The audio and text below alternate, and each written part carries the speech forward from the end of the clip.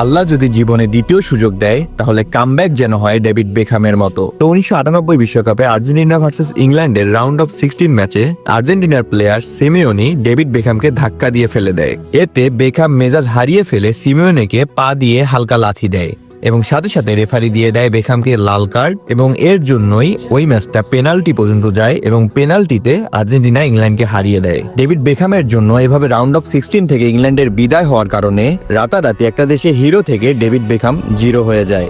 প্রতিটা পত্রপত্রিকা শুধু তার নামে খারাপ জিনিস ছাপতে শুরু করে, কিন্তু কথায় আছে আল্লাহ সবাইকে একটা সেকেন্ড চান্স দেয়। আর ডেভিড বেকহামের কাছে এই সেকেন্ড চান্স ছিল 2001 সালে ইংল্যান্ড ভার্সেস গ্রিসের world cup qualifier match. England versus গ্রিসের ওই ম্যাচটা ইংল্যান্ডের কাছে ইম্পর্টেন্ট হওয়ার কারণ ইংল্যান্ডকে যদি 2002 এর ওয়ার্ল্ড কাপ খেলতে হয় তাহলে ওই ম্যাচটায় অ্যাটলিস্ট গ্রিসের সাথে ড্র করতে হবে। কিন্তু ইংল্যান্ডের ওয়ার্ল্ড কাপের স্বপ্ন যেন একদম মাটি হয়ে যাচ্ছিল, কারণ ম্যাচে 90 মিনিট যখন হয় তখন গ্রিসের থাকে 2 গোল, ইংল্যান্ডের থাকে 1 গোল। 90 মিনিট পার হওয়ার পর অতিরিক্ত সময় দেয়, ম্যাচ মনে হচ্ছিল ইংল্যান্ড হেরেই যাবে। ওই সময় 90+3 মিনিটে ডিবক্সের অনেক বাইরে থেকে একটা ফ্রি কিক পায় ইংল্যান্ড এবং ফ্রি কিক নেয় ডেভিড বেকহাম এবং সেই ফ্রি কিক থেকে 90+3 মিনিটে বেকহাম ওই গোল দিয়ে ইংল্যান্ডের 2002 সালের বিশ্বকাপ খেলা কনফার্ম করে দেয়। একজন মানুষ যে 1998 বিশ্বকাপে ইংল্যান্ডের সব থেকে বড় ভিলেন হয়ে গিয়েছিল, সেই মানুষটাই 2001 সালে এই ম্যাচ